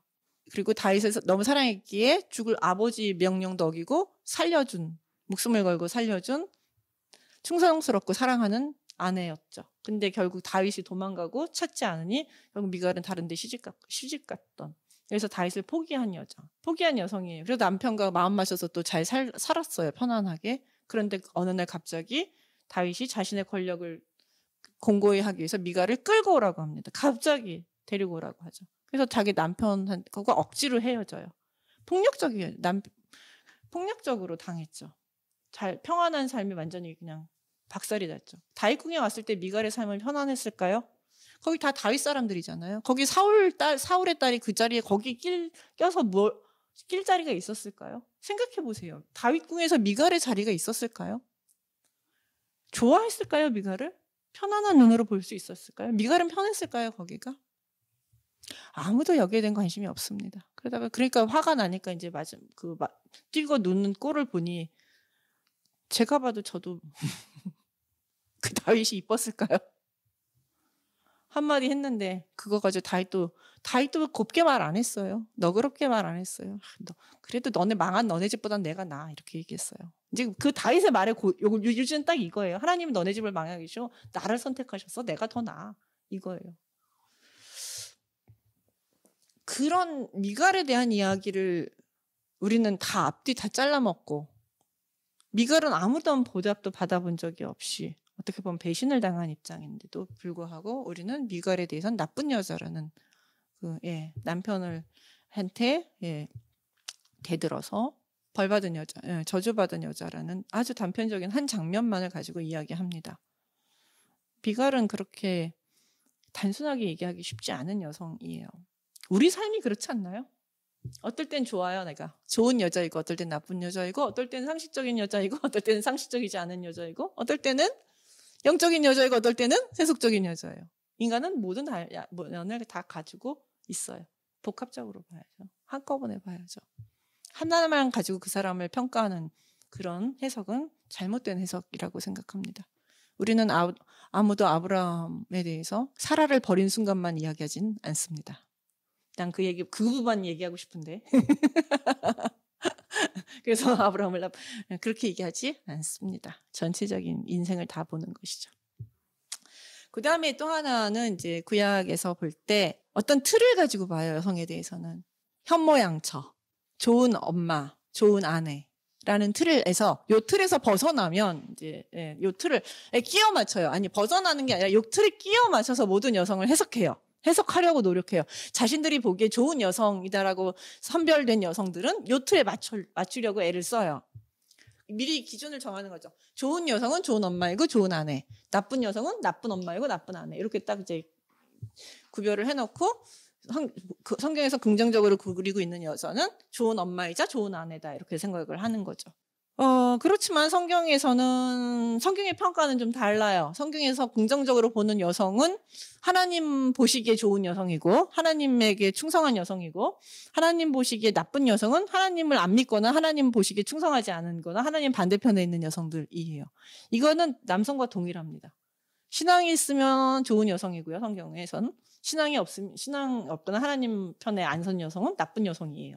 그건 똑같아요. 인간 성경 안에서 보는 나쁜 왕, 좋은 왕 기준과 동일하죠. 그래서 제가 이제 5장 고정관념을 깬 여성들이라는 항목에서 이제 그런 관점에서 제가 이제 문제 제기를 하고 여러 여성들을 좀 보게 됐죠. 그 중에서 이제 뭐 라합이 좋은 여성이지는 않지만 어쨌든 좋은 여성으로 평가를 받고 있고, 이방인이고 기생이지만 이 사람은 신앙적인 믿음의 승리자이죠. 믿음의 영웅이고, 또 하나는 야엘 같은 경우도 남편 말 안 듣고 남편하고 반대편에 서가지고, 남편은 시스라 편이었지만 반대편에 서가지고 그냥 남자도 무식하게 아주 잔인하게, 아주 싫어하더라고요. 잔인하게 말뚝과 망방이로 그냥 팍 때려 죽이는 엄청 잔인하지만 용감한 여성이죠. 근데 성경은 뭐라고 얘기해요? 장막에 있는 여성 중에 가장 축복받은 여인이라면서 칭송을 합니다. 이거는 하나님 편에 섰기 때문이에요. 이유는 딱 하나예요. 하나님 편에 서서 여호와 전쟁에 참여했기 때문이에요. 이게 축복받는 이유예요. 여성스러움 이런 거 별로 중요하지 않습니다. 그러니까 자기대로 주어진 대로 그냥 자기가 신앙생활 열심히 잘하면 되고요. 자기 달란트대로 그냥 살면 됩니다. 누구의 뭐에 맞출 필요가 별로 없습니다. 사실은. 그다음에 한나의 이야기도 보면 좋은 엄마 모델로 우리가 자꾸 회자되지만 사실은 한나는 좋은 엄마였는지는 잘 모르겠어요. 뭐 4살도 안 서너 살 된 애를 엘리집에 좀 막장 집안인 엘리집에 맡긴 거 보면 물론 하나님 앞에 맡기긴 했지만 띄워놓긴 했지만 어쨌든 애 입장에서는 좋은 엄마는 아니에요. 엄마랑 못 살았으니까 좋은 엄마였는지 나쁜 엄마였는지 잘 모르겠습니다. 지금 입장에서 보면 나쁜 엄마라고 얘기를 하겠죠. 그렇지만 한나는 뛰어난 신앙인입니다. 네, 자기가 아이를 못 낳은 걸 가지고 이거를 이제 만족하지 않고 그냥 여기 현실에 안주하지 않고 하나님께 들고 갑니다, 이 문제를.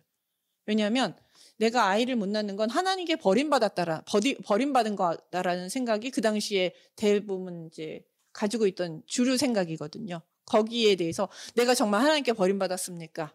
이제 라는 질문을 갖고 나는 아니다. 나는 하나님께 끝까지 매달려서 응답을 받아야겠다. 내가 하나님의 버림받지 않았다라는 증거를 얻고 싶다. 그게 아들을 주시면이에요. 아들이죠. 자식을 얻고, 그래서 자식을 얻었으면 내가 하나님께 다시 바치겠다. 나한테 중요한 거는 내가 자식을 키워서 내 상속자를 두고 내의 지위를 든든히 하는 게 중요한 게 아니라 하나님이 정말 나를 사랑하시는지 안 하시는지, 내가 저주받은 여자인지 하나님의 복을 받은 여자인지 그게 알고 싶은 거였거든요. 그러니까 내가 아이를 낳고 하나님께 바치겠다라고 얘기할 수 있었던 것이죠. 그러니까 이런 충성스러운 모습에 결국 하나님께서는 아이를 주셨고, 그다음에 그 아이를 통해서 하나님께서 이스라엘 사사 시대를 끝내고 새로운 시대를 여셨잖아요. 그러니까 새로운 시대를 열게 된 거는 한나의 하나님께 대한 충성, 하나님에 대한 믿음, 하나님께 대한 매달림, 이런 것들이 있었다고 봅니다. 이거는 좋은 엄마라고 말하기 어렵지만 좋은 신앙인이라고 우리는 말할 수 있습니다. 아비가일 이야기도 현모양처 얘기를 참 많이 읽는데, 아비가일 이야기는 사실 지혜와 어리석음이라는 패턴으로 읽어야 합니다. 틀이 달라요. 이거는 아비가일은 지혜자이고 나발은 어리석은 자이고 다윗도 어리석은 자입니다. 그래서 지혜로운 아비가일과 어리석은 나발이 두 가지 행동을 했는데 결국 지혜로운 아비가일은 살아났고 어리석은 다윗은 지혜로운 아비가일의 조언을 따라 행동했기 때문에 그도 살아났다라는 것이에요. 그 패턴으로 읽으면 아비가일의 이야기는 딱 맞습니다. 좋은 아내, 나쁜 아내 뭐 이런 얘기가 이 이야기는 아니에요. 누가 지혜자인가? 이거 아비가일이 지혜자로 등장하면서 지혜를 따른 다윗은 살았고 지혜를 따르지 않은 나발은 죽게 되는 거죠. 이렇게 보면 좋은 아내냐 나쁜 아내냐라는 관점에서 보면 아비가일은 나쁜 아내. 나쁜 아내죠. 네, 그렇지만 성경은 그런 관점으로 보지 않는다라는 것이죠. 그 다음에 이제 제가 또 하나 사라 얘기도 나왔지만 그건 좀 넘어가고 저는 요즘 레아 라헬 이야기를 이렇게 들여다보면서 무슨 생각을 했느냐 하면 여러분 이제 레아 라헬 설교 들을 때 어떻게 들으세요? 누가 더 행복했을까? 누가 더 좋은가? 비교 평가를 해요. 그래서 누가 더 좋은 인생을 살았는가? 뭐 이런 평가들을 많이 하게 됩니다. 이제 요즘은 근데 레아 라헬 설교도 많이 안 하기도 하더라고요. 거의 이제 많이 잊혀지기도 했는데 예전에는 레아 라헬 이제 또 비교하면서 설교를 참 많이 했던 것 같습니다. 아, 그리고 이건 약간 여담인데요. 누군가가 어느 목사님이나 어느 아는 교회 다니시는 분이 내 아내는 레아 같고 당신이 라헬입니다. 이러면 나오는 사람은 절대 멀리 하셔야 합니다. 아니, 우리 교회 사람들은 꼭 그렇게 불륜을 그런 식으로 얘기를 하더라고요.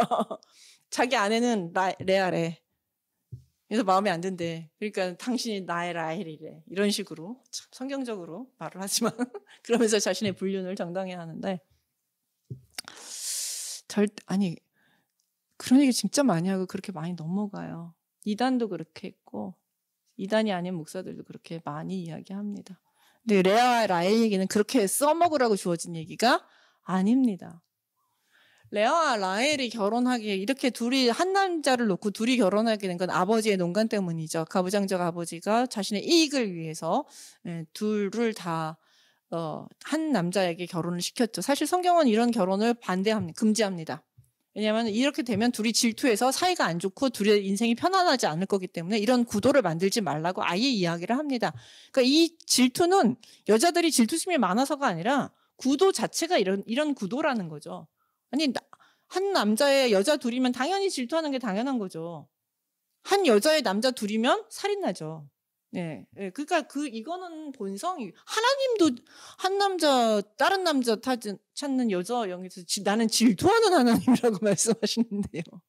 네, 그러니까 이런 질투하는 구조 속에 들어가게 된 두 여성의 삶은 상당히 대조적입니다. 레아는 남편의 사랑을 못 받았어요. 대신에 하나님이 그를 진짜 사랑하셨어요. 그래서 자식을 7이나 주죠. 아들 6에 딸 하나 해서 7이나 주십니다.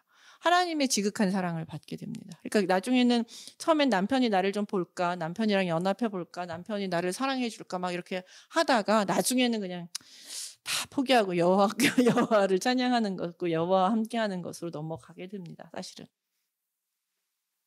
라헬은 반대예요. 남편 예쁘기도 했고 남편의 사랑을 너무 많이 받았던 사람인데 자식이 또 없었어요. 그러다 보니까 부인은 언니를 질투하게 됐고 그 문제를 해결하기 위해서 또 끊임없이 노력하는 인물이에요. 여기서 좌절하는 인물이 아니에요. 또 이걸 어떻게 해결할까 해서 남편을 줄도 볶기도 해보고 언니의 합한 채도 내가 좀 가로채 보고 애도 안 되니 하나님한테 들들들들 볶으면서 왜 나한테는 자식을 안 주시냐 하나님한테 간절히 기도도 해보고 하면서 적극적으로 이 문제를 해결하기 위해서 노력하니까 하나님께서 결국 자녀를 주셨죠. 자녀 하나 주시니까 하나 더 주세요 하면서 이름을 요셉이라고 짓는 적극적이고 자신의 삶을 개척하기 위해서 노력했던 인물입니다. 누구의 삶이 더 좋았다 나빴다 말하기 어려워요. 둘 다 어느 면에서는 행복하지 않았고 또 둘 다 어느 면에 있어서는 행복했습니다.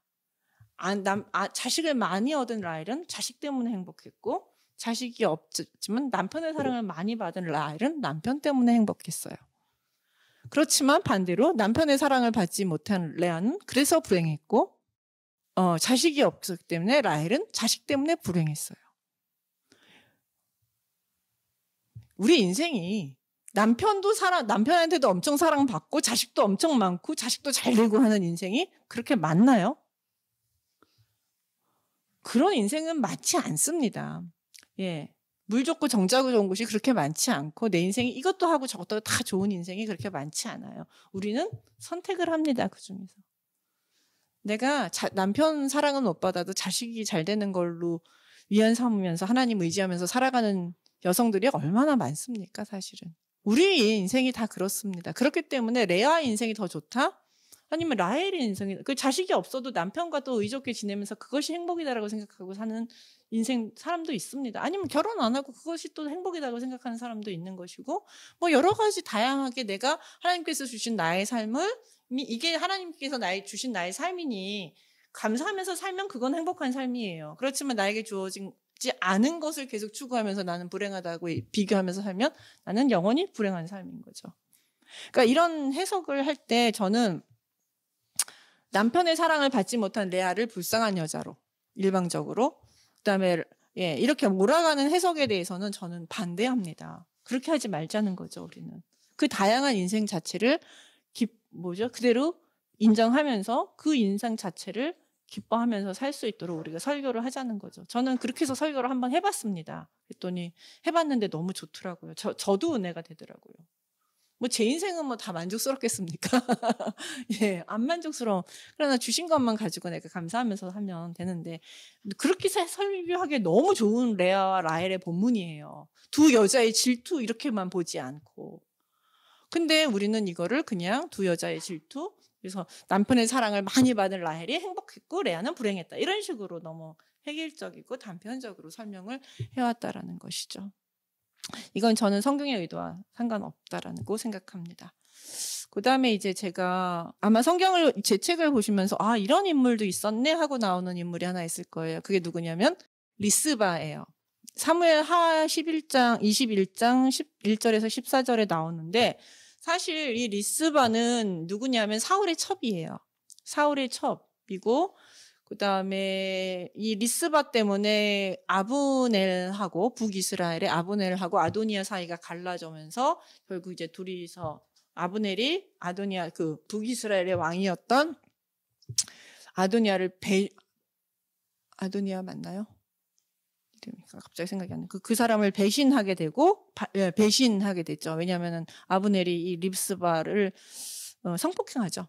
그러니까 이것도 거기서는 그냥 취했다 이렇게 취했다라고 얘기하지만 사실은 리스바가 좋아서 간 걸까요? 이것도 권력에 의한 성폭행이에요. 그 당시 이스라엘에서 북이스라엘에서 아브넬의 권력이 제일 셌거든요. 아니 내가 마음대로 여자를 취하겠다는데 왕인 네가 감히 나한테 이렇게 이 수준이었거든요. 이 당시. 아니 내가 왕 만들어줬는데 내가 여자 하나 취했기로써니 나한테 감히 이렇게 되는 거죠. 이제 이런 식의 시대였기 때문에 사실 그 왕의 여자로 있다가 그 왕이 죽고 나서 왕국이 망하고 자기 부하한테 성폭행 당하고, 그래도 이 여자는 끝까지 살아남아요. 그렇게 살아남았는데 결국은 언제냐면 사무엘하 21장에 다시 등장합니다. 이거는 기브온 사람들이, 사울이 아마 기브온 사람들을 다 죽였던 거, 좀 백성들의 신임을 얻기 위해서 죽였던 것 같아요. 말살 정책을 폈던 것 같고, 그거에 대한 이제 3년 기근이 왔을 때 다윗이 하나님께 물으니까 그 문제 때문이다라고 이제 얘기를 했죠. 그래서 기본 사람들이 어떻게 해결할까 했더니 그럼 사울 후손 7을 달라, 사울의 아들 후손 7을 달라라고 해서 그 중에 둘이 리스바의 아들, 거기 리스바의 아들은 이름도 나옵니다. 그 다음에 사울의 그 딸 메랍의 아들 5 해서 7명의 아들을 이제 죽이죠. 기본 사람들이 이제 잡아다가 죽이는, 아버지의 죄 때문에 자식들이 죽는 이제 그런 그래서 처형을 당하게 되는데, 거기까지는 그럴 수 있다. 아버지 죄 때문에 자식이 이렇게 후손이 책임을 질 수도 있다고 봤는데, 그 다음이 문제예요. 사실은 사람들이 그 다음을 잘 안 봤는데, 그 다음에 어떤 일을 벌였냐면, 이 기본 사람들이 사실은 성경에 보시면 신명기에 아무리 저주받은 자라도 당일날 묻어주라 그랬어요. 근데 이 기본 사람들은 원한이 얼마나 깊었는지 이 시체를 그대로 방치를 합니다. 그것도 하나의 저주 방식이에요. 처벌이에요. 처형이에요. 그러니까 땅에 묻히지 못하는 거는 일종의 안식을 하지 못하고 저주받은 것이거든요. 그러니까 처형 방식의 하나로 이제 이렇게 계속 시체를 그냥 땅에다가 뿌려놓은 거죠. 어떤 학자는 뭐 토막내서 뿌렸다라고 했는데 그 정도까지는 아닌 것 같고 어쨌든 땅에다 이제 이렇게 그대로 방치를 하게 됐죠. 그러니까 매장의 권리, 아무리 죄인이라도 성경에서는 매장의 권리를 인정했지만 그 매장의 권리가 기본권이 박탈당한 상황이 되니까. 근데 리스바가 이제 그거를 보면서 이제 얼마나 가슴이, 죽은 것도 무너지는데 매장당하지도 못한 것을 보면서 얼마나 가슴이 무너졌을 거야.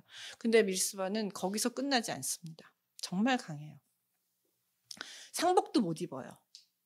왜냐하면은 지금 죄인이잖아요. 자신의 자식들이 죽었지만 죄인이잖아요. 그를 위해서 애곡도 할 수가 없으니까 상복도 못 입어요. 그러니까 그 베옷을 땅에 펴요. 그냥 배를 땅에 펴고 거기에 앉아서 그 시신이 그 새나 들짐승이 먹는 거를 막기 위해서 계속 막은 거죠. 계속 밤낮을. 이게 얼마 동안 했느냐면 4월에서 11월 한 6개월에서 7개월 동안을 합니다. 비가 올 때까지. 근데 비가 올 때까지가 아니라 기간이 4월에서 11월부터 한 6, 7개월 정도를 이거를 합니다. 하루 이틀은 할 수 있겠죠. 3, 4일은 할 수 있는데 정말 대단하고 강하고 이제 그게 뭐예요? 이제 처음에는 그냥 자기 자식 때문에 저러나 보다 이렇게 생각할 수도 있지만 그게 이제 오래 가면 이제 이게 뭐가 되겠습니까? 시위예요. 내 자식을 묻을 수 있게 해달라. 1인 시위인 거죠. 지금 말하면 1인 시위로 자식들의 시신을 지켜가면서 계속 이스라엘 백성들의 눈에 보이는 거죠. 그게. 예. 그럼 사람들이 처음에는 사울의 자신 저렇게 죽어도 싸. 저 아버지 때문에 이제 저렇게 죽었으니까 죽어도 싸. 뭐 이렇게 생각했지만 리스바를 보면서 처음에는 그래 자식이 죽었으니 저럴 수도 있지 했다가 나중에 조금 더 하면은 이제 그만 좀 하지 이제 이렇게 되겠죠? 불편하잖아요. 계속 그거를 보는 입장은 불편해요. 편하겠어요? 그러다가 나중에 그래도 계속해요. 그러니까 가서 뭐라고 말했겠지. 그만 좀 하라고 이제 적당히 좀 하라고. 우리 다 그 패턴 알잖아요. 적당히 좀 하지. 너만 자식 죽었냐 막 이러면서 이제 가서 얘기를 했겠죠. 그만두지 않습니다. 그러니까 나중에 어떻게 할까요? 사람들의 마음이 불편하겠죠. 이제 그러면서 리스바가 저렇게 애도하는 거 그만 봤으면 좋겠다. 이제 저 자식들을 땅에 묻고 편안하게 리스바도 편해지고 우리도 좀 편했으면 이제 그만 용서 좀 해줬으면 좋겠다. 우리 서로 좀 그만 이제 이렇게 저 정도 고생하는 거 저렇게 슬퍼하고 하는 게 이제 마음의 알이겠죠. 사람 마음이란 게 그런 거잖아요. 그러니까 이렇게 해서 다윗 얘기도 들어갑니다. 이 이야기가. 그러다 보니 다윗이 듣고 결국은 그 자식들 뼈뿐만 아니라 이제 뼈밖에 안 남았을 거예요. 6, 7개월 지났으면 건조한 때 뿐만 아니라 사울과 요나단의 뼈까지 다 가져다가 사울 집안 기스 그 묘에 다시 다 안장을 해줍니다. 그렇게 됨으로써 결국은 그 사울 가문과 다윗 가문과 이스라엘 사이에 화해가 이루어지는 거죠. 그들 제대로 장례를 치러주게 되는 거죠. 화해가 이루어지니까 그제서야 비가 내립니다. 이 비는 하나님이 내리시는 비거든요. 하나님이 그제서야 비를 내려주셨다는 건 7명이 죽었을 때 내린 게 아니라 그 모든 장례가 완성이 됐을 때 백성들이 사울의 가문을 용서하고 화해했을 때 비로소 비가 내린 거죠. 이 화해와 용서를 이끌어낸 사람이 누구냐면 리스바예요. 그러니까 에도는 엄청난 힘을 가지고 있습니다. 리스바는 참 불행한 인생, 비극적인 인생을 살았어요. 삶을 포기할 만도 한데 끝까지 삶을 유지했고 살아남았고 죽은 자신에게 명예를 위해서 온몸을 끈질기게 저항했죠. 저항한 되게 슬픈 어머니이지만 매우 강한 어머니라고 저는 생각을 합니다. 이런 여인이 성경에 있어요. 근데 이런 모습을 저는 이제 이번에 리스바 이야기를 보면서 어떻게 그럴 수 있지 하지만 어느 작가 이제 그 에도에 대한 글을 다루는 작가들의 글을 보면서 무슨 생각이 그렇게밖에 살 수가 없었다라고 얘기해요. 다른 삶을 생각해 볼 수 없다. 자식을 잃은 어미가 무슨 다른 방식의 삶의 방식을 생각할 수 있겠냐라는 거죠. 자식의 시체가 밖에 있는데 내가 들어가서 따뜻하게 자는 삶을 생각해 볼 수 없다라는 것이죠. 그렇기 때문에 리스바의 이야기는 여태까지 이 사무엘하 21장은 다윗의 관점에서 우리가 읽었지만 리스바의 관점에서 읽었을 때 이 본문이 주는 의미가 정확하게 드러나고 하나님이 우리 성경이 주는 메시지 그리고 우리가 얻을 수 있는 메시지가 훨씬 더 많다고 생각을 합니다. 이렇게 해서 제가 성경을 다양한 방법으로 지금 기존에 읽기와는 좀 다른 방법, 그다음에 여성의 관점으로 좀 새롭게 읽는 방법들을 여러 가지 읽어보았습니다. 이런 방법은 그러니까 제가 이걸 읽으면서 그동안 존재하지 않는 것처럼 여겨졌던 여성들이 구약 역사에 희미하게 있거나 단역으로 간주해서 별로 언급되지 않았지만 사실 구약 성경은 갈피갈피해. 구약 성경 갈피갈피에 개성 있는 여성들 인물들을 상세하게 생생하게 기록하고 있다는 것이죠. 그래서 제가 또 하나 제목을 처음에 생각했을 때 구약의 여성도 있다 이런 제목을 생각해 봤습니다. 마치 구약엔 여성이 없는 것처럼 희미한 그림자처럼 얘기하고 있지만 구약의 여성이 생생하게 존재하고 있고 그들도 목소리를 내고 있고 그들도 하나님 나라의 역사에 일들을 하고 있었다라는 것이죠. 그 시대의 이야기 치고는 여성들의 이야기를 참 많이 구약은 집어넣고 있고 이야기하고 있다라는 것이죠. 이런 것들을 우리가 읽어야 한다는 거죠. 그게 우리의 의무이고 우리가 어떻게 살아야 될까 고민할 때 이들의 이야기가 많이 도움이 되고 모범이 된다는 것이죠. 그렇기 때문에 우리의 이런 구약 읽기, 여성의 구약 읽기, 다르게 구약 읽기는 계속 되어야 된다고 생각을 합니다. 이건 시작이라고 생각을 합니다. 네, 여기까지 하겠습니다. 네, 감사합니다. 답장을 그렇습니다. 길게 하면 저자도 아닌데 길게 하냐. 그리고 짧게 하면 성의가 없다라고 해서 참 어려운데 일단 제가 그 책을 읽고 주로 제 개인적으로 느낀 점에 대해서 쭉 정리를 해보는 시간이었습니다. 그래서 책의 내용은 앞에서 우리 박유미 교수님께서 설명을 잘 해주신 것 같고 그 책의 내용보다는 제가 이 책을 읽으면서 인상 깊게 느꼈던 점에 대해서 여러분과 함께 좀 나누기를 원합니다. 제가 보기에 이제 박유미 교수님의 오늘 다시 만나는 구약 여성은 가부장적 여성의 이미지를 형성하는 데 영향을 미친 구약 성서의 이야기를 여성의 관점에서 새롭게 해석한 책입니다. 저는 이 책의 그 핵심을 그 서론에 등장하는 그 22쪽의 이 구절이라고 생각을 합니다. 성경이 하나님의 말씀과 진리를 담고 있지만 성경이 처음 기록된 당시에 언어적 특징과 사회, 경제, 문화적 환경을 반영하고 있다. 그러므로 성경이 기록된 시기에 고대 근동 문화는 남녀 평등을 중요한 가치로 여기는 현대와는 달리 다른 문화와 가치관을 가지고 있다는 것을 알고 이것을 우리 시대에 적합하게 적용하는 것이 필요하다. 사실 이 책의 굉장히 다양한 내용들은 결국 이 주장을 뒷받침하기 위한 것이라고 생각합니다. 그리고 여성 신학에 대한 깊이 있는 이해를 가지고 있지 못한다 할지라도 만약에 성경에 기록되어 있는 글들 또는 기록들을 문자적으로 해석하지 않고 현대적 관점 속에서 바라보려고 노력만 한다면 어떻게 보면 이 책을 한 절반 정도는 읽어내는 것이라고 저는 생각을 하고 책을 읽고 나서도 결국엔 여전히 문자주의적인 측면에서 이 구약성서를 또 구약성서 속의 여성을 바라본다면 그것이야말로 이 책을 가장 잘못 이해하고 있는 것이 아닌가라는 생각을 했습니다. 본서가 다루고 있는 이제 여성과 관련된 구약성서의 구절들에 대한 재해석은 결국 성평등적 성서 해석을 위한 것이라고 생각을 합니다.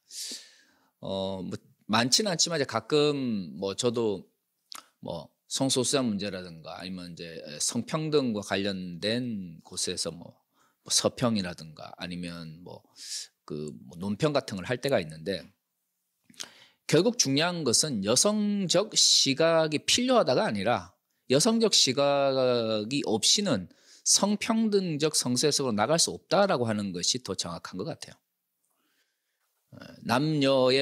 남자가 보는 성서에 대한 이해와 여성이 보는 성서에 대한 이해는 남자 여자가 가지고 있는 독특성 때문에 아까 말씀하신 것처럼 절대 객관성이나 절대 보편성이라는 게 존재할 수가 없거든요. 문제는 이제 지금까지 그 보편성이나 객관성이라고 하는 것을 누가 독점을 해왔냐면 이제 남성이 독점을 해왔다는 거죠. 그럼 이제 남성 스스로가 깨어나서 남성 스스로가 객관적 또는 보편적으로 성서를 해석할 수 있을까? 저는 이제 그건 불가능하다고 생각을 합니다. 그다음 진정한 의미의 보편적 해석이라고 하는 것은 남성적 해석을 통한 객관적 해석이 아니고 여성적 해석과 남성적 해석을 통한 성평등적 해석으로 나가야 된다라고 생각을 하고 그런 의미에서는 여성 신학이라고 하는 측면이 더 이제 강조가 되어야 되겠지만 여성 신학이라는 측면만을 강조하는 것은 문제가 있는 것 같아요.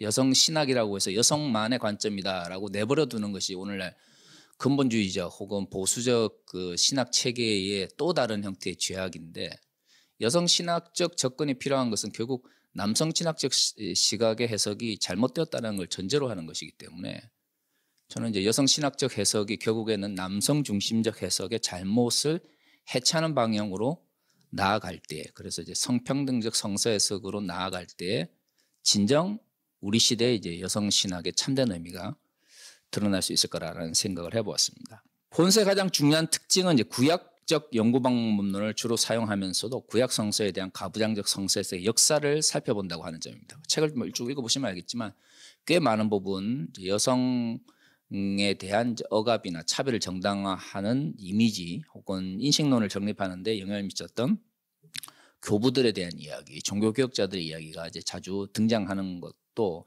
제 입장에서는 굉장히 이제 좋은 접근 방식이라고 생각해요.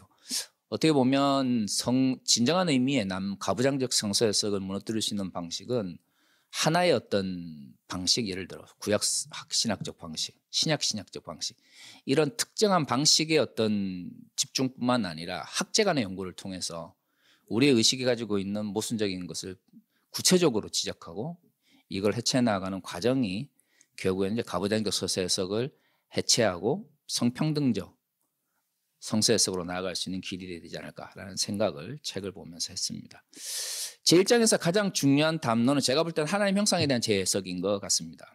이 담론은 이 책에서도 이제 잘 나타나 있는 것처럼 책 자체는 이제 구약학적 전문 서적이지만 가부장적 성서에 대한 비판에 있어서는 조직신학적 혹은 기독교 사상사적 통찰을 함께 포함하고 있고 이는 기존의 구약 성서 해석의 문제를 드러내는 동시에 여성의 관점에서 구약 성서를 재해석해야 하는 이유를 명확하게 제시해 줍니다. 왜냐하면 구약 자체가 가지고 있는 여성에 대한 이야기가 분명히 존재하는데 문제는 그것을 어떻게 해석해 왔느냐가 결국엔 지금의 이제 가부장적 해석을 강화시킨 것이기 때문에 그러면 성서 자체에 대한 해석과 함께 과거에 어떻게 이제 가부장적인 관점 속에서 성서가 해석되어졌는지를 함께 비판할 때 비로소 이러한 그 가부장적 성서 해석이 가지고 있는 문제점이 잘 드러나는 것 같아요. 그래서 구약 성서학적인 또는 성서학적인 연구에서 아우구스티누스 사상을 비롯하여 다양한 신학자들의 이론과 주장에 대한 비판적 접근을 취하는 것이 굉장히 이제 즐거운 경험이었고 또 개인적으로 여성신학적 성서 해석은 이런 다각적 혹은 총체적 접근을 통해서 비로소 성평등적 성서 해석으로 나아갈 수 있다라고 저는 이제 개인적으로 생각을 합니다. 제2장은 여성에 대한 가장 오래된 선입견인 유혹자로서 여성에 대한 이미지를 비판하고 있습니다. 여기서 이제 저자는 유혹자로서 하와의 이미지가 구약 성서 자체의 1차 기록에 기초하고 있기보다는 가부장적 문화 속에서의 구약 성서를 해석하였던 고대 교부들과 종교개혁자들의 인식론에 의해서 발생했다는 걸 분명히 드러냅니다.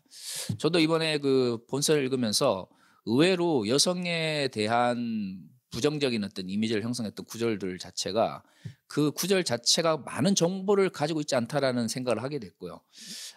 그러다 보니까 이제 각 시대의 해석자들의 문화에서 등장하는 문화적 편견들이 제한된 정보를 부풀리거나 아니면 이제 제외하는 방식으로 성서 자체가 가지고 있는 이미지를 왜곡해 오지 않았나라는 생각을 하게 됐습니다. 여성이기 때문에라는 무조건적 긍정이 아니라 왜곡된 여성관을 강화하였던 가부장적 해석이 성서 자체의 기록에 의존하고 하기보다는 당시의 문화의 영향을 받았다고 하는 것을 강조함으로써 성서 자체의 내적인 한계와 또는 성서 자체가 가지고 있는 풍성함을 담아내지 못하는 문화적 한계를 함께 드러내는 것이 굉장히 좋았습니다. 개인적으로 제가 이 책을 보면서 가장 좋았던 부분은 그 44에서 46쪽에 등장하는 이제 밧세바에 대한 해석 부분이었어요. 왜냐하면 이제 정치신학적 측면에서 제가 전공이 이제 정치신학인데 새로운 연구가 필요하다라는 생각이 들었기 때문입니다. 그 저자는 밧세바를 유혹자로 바라보는 전통적 시각이 구약 성서의 기록과 일치하지 않는다는 것, 성폭력의 범죄라는 점을 이제 부각하면서 권력의 문제로 이제 전환해요. 이게 신정국 일체국가 속에서 왕권이 가지고 있는 권력의 문제가 결국에는 성폭력의 문제로 이어졌다라고 이야기를 하는데, 개인적으로 이제 본문 자체가 신정일체국가의 정치 지도자, 즉 왕정국가를 긍정하는 문화 속에서 형성된 거죠. 왕정을 긍정하는 문화 속에서는 왕의 역할이 굉장히 미화될 수밖에 없는 구조를 가지고 있잖아요. 다시 말해 왕정 체제가 가지고 있는 어떤 폭력성이라고 하는 게 그 성서 본문 자체에 들어가 있는 것 같아요. 그런 측면에서는 체제의 폭력성에 대한 정치신학 연구가 좀 필요한 게 아닌가. 왜냐하면 오늘날에도 성폭력의 문제는 남자와 여자의 문제가 아니라 권력의 문제다라고 하는 관점 속에서 성폭력의 문제를 접근하는 것이 일반적이지 않습니까?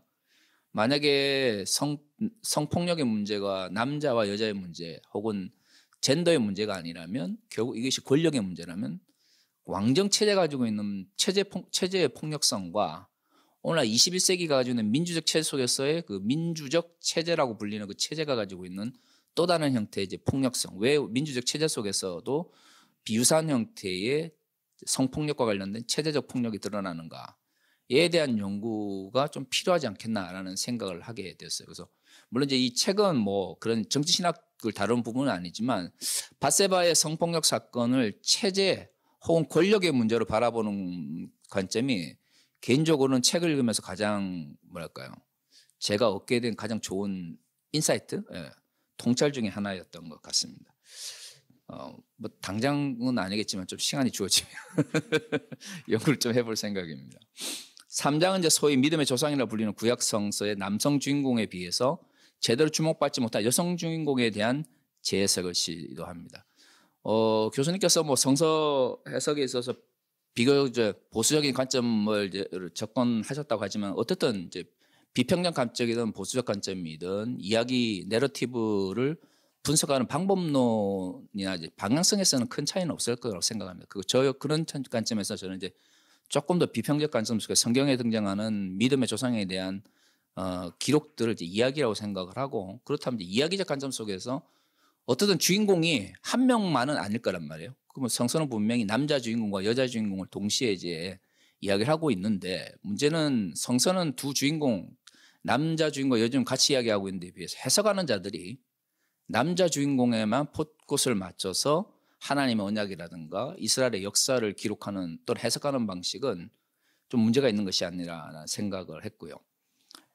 이런 관점 속에서 여성 주인공들의 관점 속에서 성경의 기록을 다시 한번 읽어낼 수 있는 이런 방식들은 개인적으로 좋은 어떤 접근 방식이 아닌가라는 생각을 했습니다.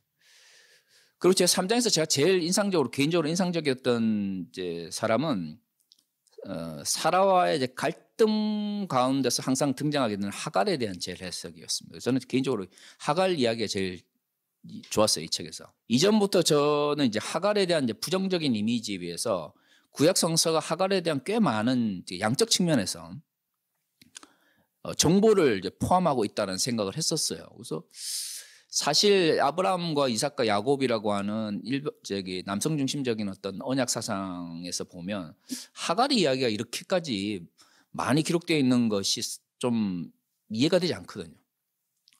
아니 그 많은 이야기를 해야 되는데 하갈의 이야기가 왜 이렇게 많이 기록됐을까, 그런 생각을 하고 있었는데 이 책을 접하면서 하갈의 이야기가 언약의 어떤 역사 속에서도 꽤 의미를 가지고 있다는 생각을 했고, 무엇보다 제일 좋았던 표현이 이제 하갈을 하나님을 두 번이나 만난 특별한 여성, 66쪽에 이렇게 이제 규정을 하고 있는데, 이 표현이 참 좋았던 것 같아요. 왜냐하면 우리는 그 야곱의 그 문란한 삶에도 불구하고 하나님을 베델에서 만났다는 것만 가지고도 그가 언약 믿음의 조상이라고 규정하는 굉장히 왜곡된 성서 해석을 하는데, 한 번도 아니고 두 번이나 만난 하갈에 대해서는 꽤 많은 양을 구약 성서가 기록하고 있음에도 불구하고 제 자신도 그렇지만 그렇게 뭐랄까요, 언약이라는 관점 속에서 살펴보지 못했던 점은 조금 제 자신도 반성하게 되고, 왜냐하면 또 하갈 이야기를 보면서 분명히 하나님께서 하갈에게도 언약을 주시는 이제 이야기가 기록되어 있는데 왜 그러한 관점 속에서 언약의 문제를 바라보지 못했을까라는 생각을 해보았습니다. 제 개인적으로는 이러한 성서 해석은 남성의 관점 속에서는 쉽지 않은 해석인 것 같아요. 여성의 관점 속에서 이런 측면에서 이렇게 바라볼 수 있다라고 누군가 이야기를 해줘야 남성인 저와 같은 학자들이 그런 측면에서 바라볼 수 있구나 이렇게 되는 거지, 우리가 막 남성적 측면에서 아무리 객관성을 유지하겠다, 여성신학을 연구한다 하더라도 남성의 시각이 가지고 있는 한계로 인해서 이러한 부분은 소위 이제 객관적으로 보기 쉽지 않은 부분이 있는 것 같습니다. 사장은 이제 앞에서 말씀드린 것처럼 소위 이제 정결법과 관련된 이제 구약 율법을 여성신학적 측면에서 해석을 하는데, 특히 이제 이 부분은 오늘날 그 한국의 근본주의 교회들이 여성 목산수를 반대하는 가장 중요한 성서 구절들로서 주로 이제 정결법, 레위기법이나 신명기법을 가지고 사용한다고 하는 측면에서 앞으로 이제 그 한국 교회 내 이제 여성 목산수 운동을 위해서도 이러한 뭐랄까 율법에 대한 재해석들은 좀 더 다양하게 그리고 좀 더 포괄적으로 이루어져야 될 것 같고, 율법 전체를, 그러니까 율법의 여성과 관련된 기록뿐만 아니라 율법 전체, 특히 레위기법 전체를 여성의 관점 속에서 다시 한번 해석하는 이러한 노력들이 앞으로 지속적으로 발전적으로 진행되어야 한다는 생각이 들었습니다. 무엇보다 제 서평에서도 이야기를 했지만 사실 여성에 대한 시각이나 여성적 해석 자체를 몰라서가 아니고 이미 우리는 현대적 관점 속에서 다 해석을 하고 있거든요. 레위기법도 신명기법도 우리는 문자적으로 지키지 않습니다. 문제는 레위기나 신명기법을 의미나 아니면 고대 교보들처럼 알레고리적으로 해석을 하면서 유독 여성과 관련된 레위기법이나 신명기법의 문제만 문자적으로 해석하는 방식은 이건 굉장히 자의적인 성서 해석이라고 생각을 하고요. 거기에 이제 남성 담임 목사 혹은 교회 지도자라고 하는 이제 사회적 혹은 계층적 측면에서의 이해관계가 들어가는 성서 해석은 오히려 그렇기 때문에 그러한 방식, 기존의 성서 해석 자체가 성서의 어떤 의미를 왜곡시키는 것이 아닌가라는 생각이 들었고, 이런 그 자의적 성서 해석이 빨리 사라지기 위해서는 성경의 성서에 기록되어 있는 특히 이제 율법서라고 말해주는 율법들에 있는 여성들에 대한 얘기뿐만 아니라 그와 관련되어 있는 다양한 형태의 율법의 어떤 현대적 재해석이 반드시 필요하다는 생각이 들고, 이거는 한국 교회가 타파해야 될 구습을 잘 보여주는 부분이라고 생각을 합니다. 후반부는 목 교수님께서 앞서 이야기하신 것처럼 교수님이 이제 연구를 진행하면서 인상적이었던 여성들에 대한 이야기가 기록되어 있습니다.